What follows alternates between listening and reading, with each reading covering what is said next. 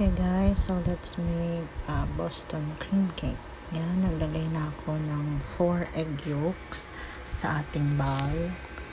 So yan, medyo dumikit kaya kailangan kong scrape off siya dun sa aking maliit na bowl. Okay, so yan, naglagay tayo ng 2 teaspoon ng vanilla extract. Hindi po ako mahilig sa vanilla, pero sige na lang, nilagyan ko na lang din. Okay, mix tayo ng onte. Yan.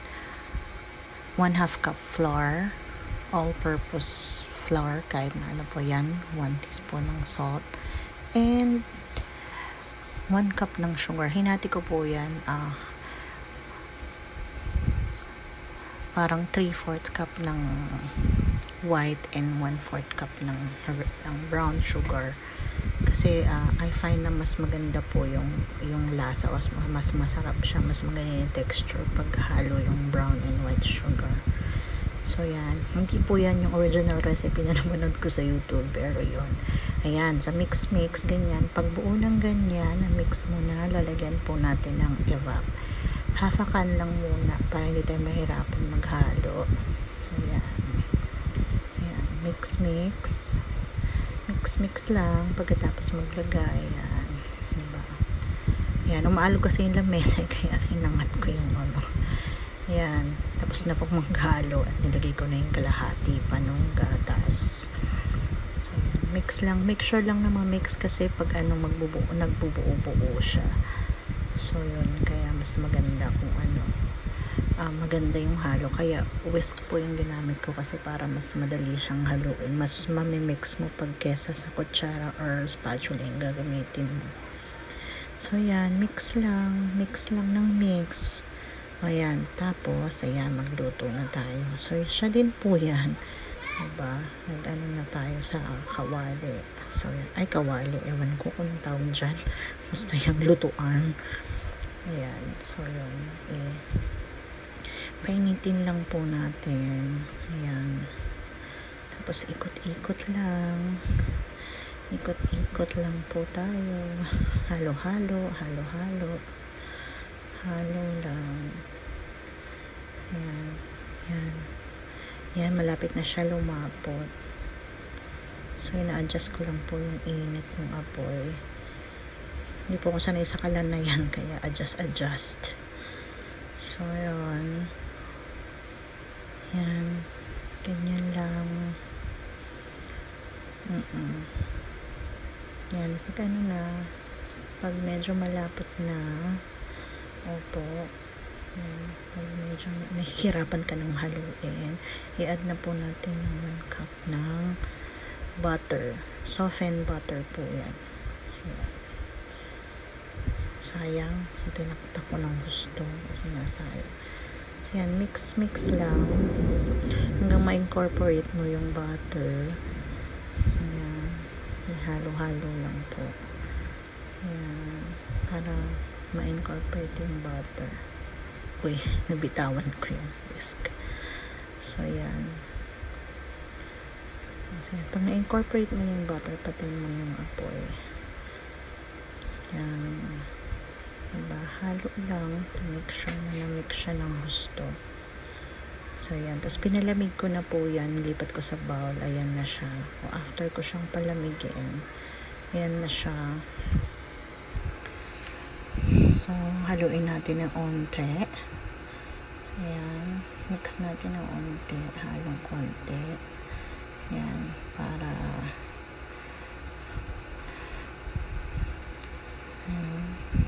tapos lagyan na po natin siya ng all-purpose cream. Cream naman po, kanina flour, ngayon cream na, diba?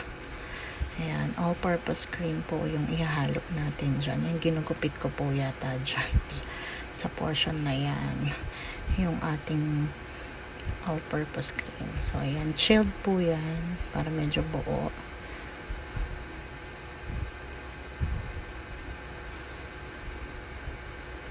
So yan, kahit po anong all-purpose cream, kahit hindi Nestle, okay lang yan. Kahit ano pong available dyan sa inyo.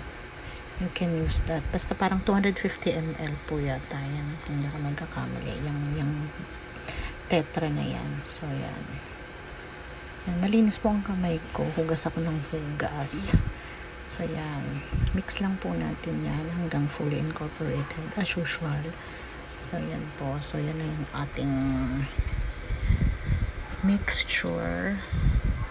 Yan na po yung ating pinaka-custard. Masarap po siya, in fairness, natikman namin. So, yan, mag-layer na tayo ng graham. Sinawsaw ko po yan. Actually, creme asada yan. Pero dun sa video, pwede pong evap. Pero ako, kasi yan yung available. Kaya yan po yung ginamit ko. Kasi, sayang naman. So, yun. Ang importante lang naman, nasawsaw o nabasa yung graham crackers para malambot siya, para mas madali siyang i-form. So, you can use po evap na lang. Kasi itong creme asada, medyo malapot. Kaya hirap din siyang ma-absorb ni graham crackers. Yan po, ulitin ko, malinis po ang kamay ko. Naghugas po ako, paulit-ulit. Yan, make sure. Family ang buong kakain. Ayan, nilalagay na po natin yung ating first layer. Actually, dito ko po na-realize na malaki yung lalagyan ko. Kasi dapat 3 layers yung cake. Kaya lang, since nga mahaba yung aking lagayan, ano lang po, 2 layers lang ang nagawa natin. So, yan, spread ko na yung first layer. Yan. Make sure lang po na even yung ating pagkakalagay. Diba? So, yan. First time ko po ito ginawa. Usually, ref cake lang or mango graham yung ginagawa ko. But, for a change naman sa aming pagkain, kaya po ginawa ko siyang iba naman. Nakita ko lang din po sa YouTube. Ginaya ko lang. So, kayo po, ganun lang din. Gaya-gaya lang din ang peg natin. So, yan. Ayan, malapit na matapos yung first layer. Ayan, matagal din pala yung video. Di ko na-realize ang haba. Pero anyway, so yan po. Malapit na yung ating first layer matapos. First layer pa lang yan. Meron pang isang layer. Hinati ko lang po sa dalawa yung mixture kasi nga, ang laki nung lalagyan ko, hindi ko na-realize. So, pero kayo po, kung kukuha kayo nung gagawa kayo, mas maliit na lalagyan, mas maraming layers, but pwede na din naman po kung gusto nyo ganyan, 2 layers lang din. Okay din naman siya.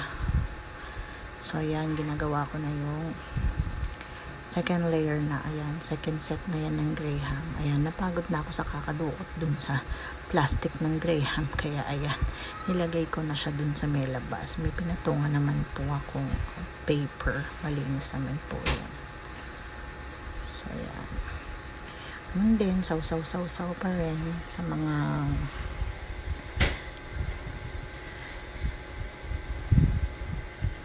yan. So, tara, hintay lang po natin matapos yung paglagay ko dyan ng mga graham. So, yan. Saw lang din po dun sa creme asada. As I said, pwede pong evap. Kasi custard cream siya. So, naisip ko nung una kape. Pero, hindi na lang yung creme asada na lang. Kasi sa tiramisu, kape po yung sinasawsawan ng graham. Pag gumagawa ko ng tiramisu. Pero yan, creme asada ginamit ko. So, yan. So, yan. Nilalagay ko na po yung remaining custard cream. So, yan. Yan din po, spread evenly lang din po dun sa ating lagayan.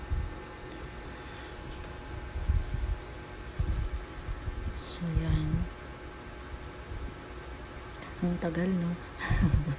Ko na-realize ang haba ng video. Inedit ko pa po yan, in fairness. Pero anyway, so yan. Matatapos din yan. Kayo mag-alala. Diba, makikita nyo rin yung finished product. O, inaano ko po kasi sinisimot ko yung bulb. Kasi sayang naman. Maraming naiiwan minsan dun sa bowl.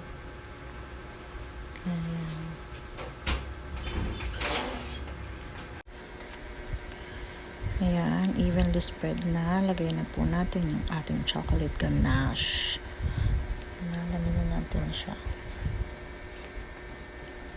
Ayan, sarap. Sarap ng chocolate. Tinikman na po rin ang dami. Masarap din yung chocolate.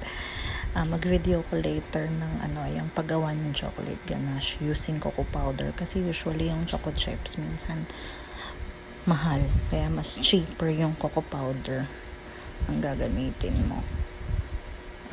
Mas maraming ingredients ang gagamitin, pero mas mura pa rin siya and mas marami magagawa mo. So yan po. Ayan. Siguro mag-video ko later ng paggawa ng chocolate ganache na yan. Ayan. Tapos yan. So yan na po. Spread evenly lang yung chocolate. Tapos yan na po. Tapos na. Lagyan nyo lang po ng cling wrap sa ibabaw. Chill. Then you can serve already. Yan po. Try nyo po. Masarap siya. Thank you.